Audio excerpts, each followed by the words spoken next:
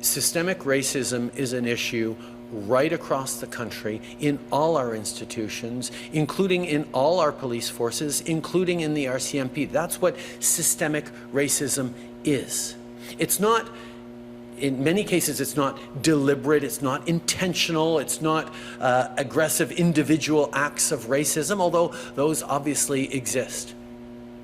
It is recognizing that the systems we have built over the past generations have not always treated people of racialized backgrounds, of Indigenous backgrounds, fairly through the very construction of the systems that exist.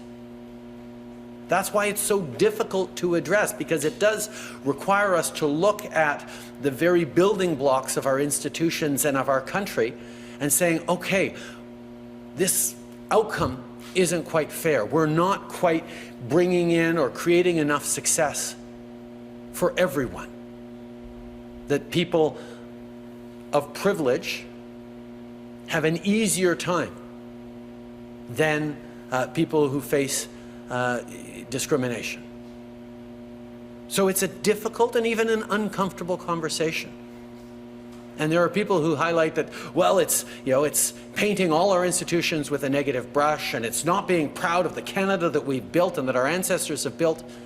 Nonsense. Canadian exceptionalism isn't thinking that we're the best. It's knowing that we could be. It's knowing that this country remains a work in progress, that we can and we must do better. So as much as we admire and support the RCMP, we know we need to do better. And it's not just the individual examples we've seen. It's the issues faced by Canadians of diverse backgrounds over years, decades, and generations. This is a moment where Canadians are recognizing that there is unfairness built into our system.